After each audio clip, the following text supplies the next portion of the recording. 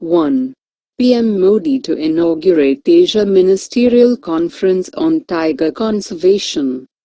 GS Paper 3, Conservation of Endangered Species. Why recently in news? Prime Minister Narendra Modi will inaugurate the 3-day Third Asia Ministerial Conference on Tiger Conservation on 12 April in New Delhi. The conference will be attended by more than 700 tiger experts, scientists, managers, donors and other stakeholders.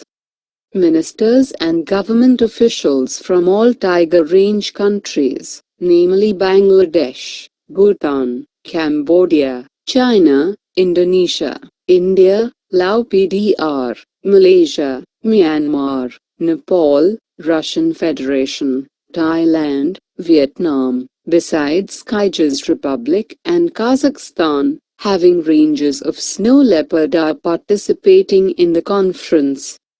Global tiger population up by 22%. The number of wild tigers has gone up globally by 22% to 3,890, from the earlier 2010 estimate of 3,200, based on the best available data, according to the World Wildlife Fund and the Global Tiger Forum, GTF. Funding.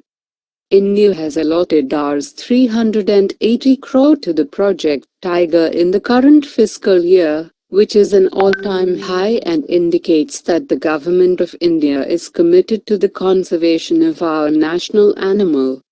Tiger population in India. India is home to nearly 70% of the world's tiger population, and according to the 2014 Tiger Census, there are 2,226 tigers in the country.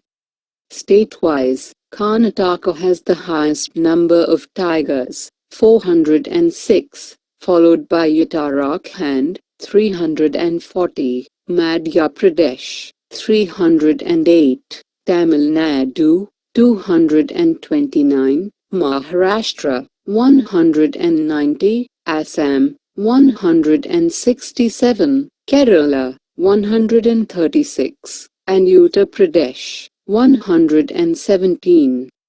2. Center plans anti-terror cyber push. GS Paper 3, Cybersecurity, Counter-Terrorism Measures. Why recently in news? These days young people are being increasingly radicalized by the Islamic State, IS, through online videos and social media groups. Alarmed by this, the Union government will come up with a national social media policy to counter the cyber threat. The policy that deals with de-radicalization will focus on countering social media propaganda that follows any communally polarizing incident in the country. Need for such policy in India.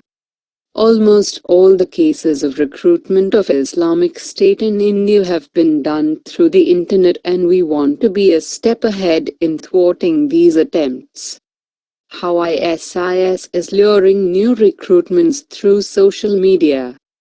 Posting messages on Facebook requesting likes and shares. Develop contacts with person who has liked or shared the post. Getting them to share more radical content. If seriousness is shown, explaining the route and logistics to reach IS. Exchange of phone numbers, Skype IDs and other means of communication.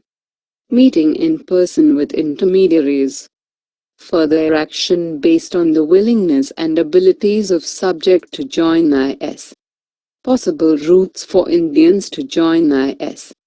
The most preferred route for Indians is to travel to Dubai, Saudi Arabia or Bahrain on a tourist visa and from there to Turkey. Once in Turkey, it was easier to cross over to Syria. Recently, Turkey has tightened vigil along its border and deported at least 6 Indians in the past when they were trying to cross over to Syria. 48 Indians have been arrested in the past 2 years for IS links, and 25 Indians have already traveled to Syria to fight alongside the radical outfit. What are the steps taken by government to de-radicalize them? The government has been working closely with intelligence agencies in UAE, Syria and Turkey to try and cut off the routes for Indian nationals. The National Security Advisor and the Prime Minister's Special Envoy for Counter-Radicalization, making repeated visits to the region. India is planning to collaborate with the online community to strengthen reporting mechanisms and complaint procedures. Government is also planning to take deterrent action in specific cases against producers and circulators of radical content under penal law.